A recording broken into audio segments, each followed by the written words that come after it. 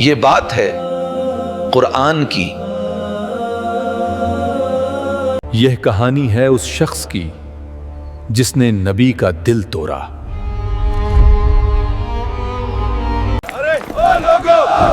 محمد کا کوئی نام لیوا نہیں بچا، اس کی نسل ختم ہو گئی۔ سورہ الکوثر۔ بے شک ہم نے آپ کو کوثر عطا کر دی۔ ہم اکثر اپنی نمازوں میں سورہ کوثر پڑھتے ہیں۔ لیکن کوثر کیا ہے؟ اللہ نے اس سے کیوں نازل کیا؟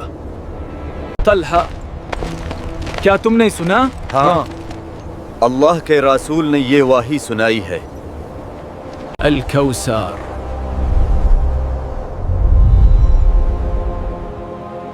سبحان اللہ۔ اور سب سے اہم بات، سورہ کوثر کا آج ہماری زندگی سے کیا تعلق ہے؟ چلیے آج کی ویڈیو میں جاتے ہیں۔ بسم اللہ الرحمن الرحیم۔ تو شروع کرتے ہیں۔ بسم اللہ الرحمن الرحیم۔ انا اعطیناک الکوثر فصل لربک وانحر ان شانئک هو الابتر۔ سورۃ الکوثر قرآن کی سب سے چھوٹی سورت ہے۔ قرآن کا ایک معجزہ یہ بھی ہے کہ ہر سورت اور ہر آیت کے اترنے کے پیچھے ایک سچی کہانی ہے، لیکن سورۃ الکوثر کے پیچھے جو واقعہ ہے وہ انسان کو اندر تک ہلا دیتا ہے اور دل توڑ دیتا ہے۔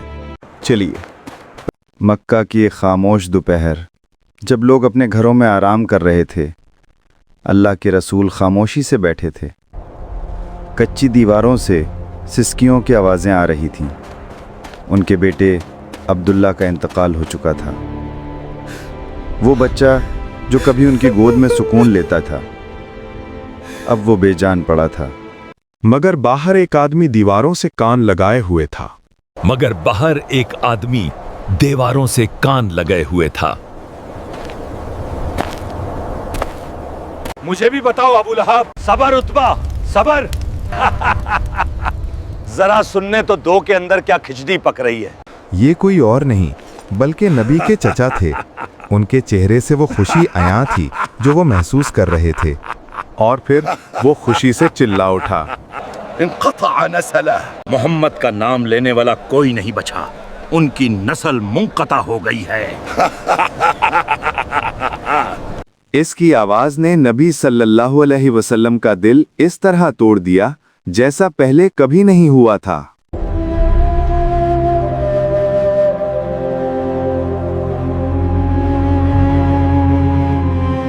وہ غلاموں میں مٹھیاں بھر بھر کر کھجوریں اور طرح طرح کے کھانے تقسیم کر رہا تھا۔ اپنے دوستوں کے ساتھ خوشی خوشی اس کا چرچا کر رہا تھا اور بس یہی کہے جا رہا تھا، سنا تم نے میری جان؟ میرے بھتیجے کا بیٹا مر گیا ہے، اب اس کا نام لیوا کوئی نہیں بچا۔ اس کے کہے اس کے الفاظ ہوا میں کسی سانپ کی طرح رینگ رہے تھے، مگر اللہ تعالیٰ نے اپنے نبی کو اس تکلیف میں تنہا نہیں چھوڑا۔ آپ کو ایک تحفہ عطا کیا گیا، سورہ کوثر کے نزول کا تحفہ۔ اس صورت میں اللہ تعالیٰ نے اپنے رسول صلی اللہ علیہ وسلم کو تسلی دیتے ہوئے فرمایا کہ وہ غمگین نہ ہوں، کیونکہ انہیں کوثر یعنی خیر کثیر، بے پناہ بھلائی عطا کی گئی ہے، لہٰذا وہ اپنے رب کی عبادت کریں۔ اور وہ شخص جو بیٹے اور وارث کی وفات پر انہیں بے نام و نشان ہونے کا طعنہ دیتا ہے، در حقیقت وہی جڑ کٹا اور بے نام ہے۔ اللہ کے رسول مسکرا دیے اور اس تبسم سے آپ کا چہرہ مبارک 14ویں کے چاند کی طرح دمک اٹھا۔ آپ صلی اللہ علیہ وسلم کے دل کو قرار آ گیا۔ ادھر وہ جاہل اپنی جہالت میں مگن تھا، مگر اسے گمان تک نہ تھا کہ اللہ نے اس کے لیے موت سے بھی بدتر سزا تیار کر رکھی ہے۔ محمد کا کوئی بیٹا نہیں ہے۔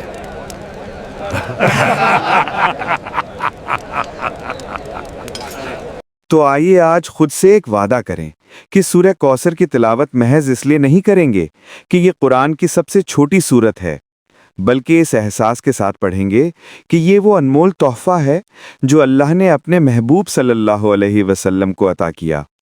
یہ احساس دلانے کے لیے کہ تمام جہانوں میں آپ صلی اللہ علیہ وسلم کا رتبہ اس قدر بلند ہے کہ کائنات کا رب خود آگے بڑھ کر اپنے نبی کو دلاسا دے رہا ہے۔ ابو اروا، تم نے سنا؟ کیا؟ اللہ نے نبی پاک کے درجات بلند فرما دیے ہیں۔ پہلی آیت ہے انا آتینا کل کوثر۔ قرآن مجید میں لفظ انا اس بات پر زور دینے کے لیے استعمال ہوتا ہے جو آگے بیان کی جانے والی ہے۔ تو اس پہلی آیت کا مطلب ہے بے شک ہم نے آپ کو کوثر عطا فرمائی ہے، یہ ایک تحفہ ہے۔ مگر یہ کوثر ہے کیا؟ حدیث میں اسے جنت کی ایک نہر بتایا گیا ہے جو موتیوں سے بنے کناروں پر بہتی ہے اور جس کا پانی کبھی ختم نہیں ہوگا۔ اس کا پانی برف کی طرح ٹھنڈا، شہد سے زیادہ میٹھا اور دوڑ سے زیادہ سفید ہے۔ یہ ہے وہ کوثر۔ یہاں لفظ آتوئینا کا مطلب ہے کوئی تحفہ عطا کرنا۔ اگر ہم نفسیاتی حوالے سے بات کریں تو آج کی جدید دنیا میں انسان صرف 7 وجوہات کی بنا پر تحفے دیتے ہیں۔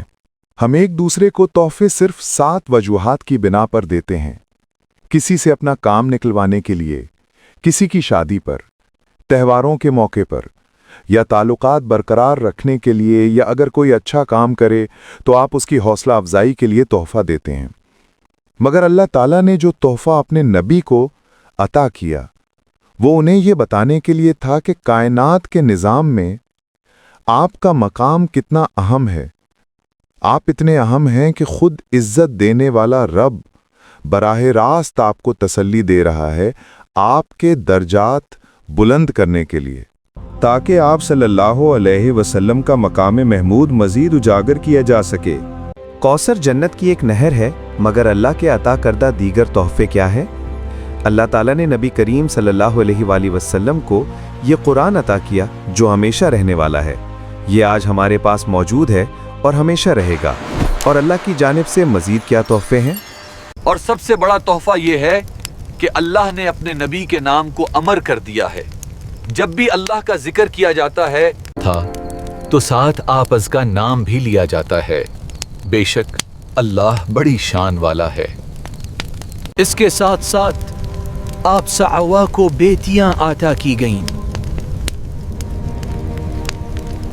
جہاں جاہلوں نے اس بات پر آپ کا مذاق اڑایا کہ آپ کی نسل چلانے کے لیے کوئی بیٹا نہیں، وہیں حقیقت یہ ہے کہ آج بھی ہم اپنی بیٹیوں کے نام نبی کی صاحبزادیوں کے ناموں پر رکھتے ہیں۔ نبی کریم کو ان کے صحابہ کا تحفہ عطا کیا۔ وہ ہر دم آپ صلی اللہ علیہ وسلم کے شانہ بشانہ کھڑے رہے۔ جنہوں نے اپنی خوشی سے زخم سہ لیے صرف اس لیے کہ اسلام ہی حق کا راستہ ہے، کیونکہ یہ ہمارے نبی کے ذریعے سے ہی نازل ہوا تھا۔ اِنَّا أَعْطَيْنَاكَ الْكَوْثَرَ۔ اگلی آیت ہے فَصَلِّ لِرَبِّكَ وَانْحَرْ۔ اب جب کہ تحفے عطا کر دیے گئے ہیں تو اب کیا کرنا چاہیے؟ آپ کو اپنے رب کی عبادت کرنی چاہیے اور قربانی دینی چاہیے۔ دنیا میں عام طور پر عبادت کی 2 صورتیں ہوتی ہیں، ایک نجی یا تنہائی کی عبادت اور دوسری اعلانیہ یا سب کے سامنے عبادت۔ ہم نجی عبادت تب کرتے ہیں جب ہم نماز پڑھتے ہیں، اور ہم اعلانیہ عبادت تب کرتے ہیں جب ہم جانور قربان کرتے ہیں اور اس کا گوشت دوسروں میں بانٹتے ہیں۔ جب ہم دوسروں کی مدد کرتے ہیں، اللہ تعالیٰ نے اس آیت میں عبادت کی ان دونوں صورتوں کا ذکر فرمایا ہے۔ قربانی دنا۔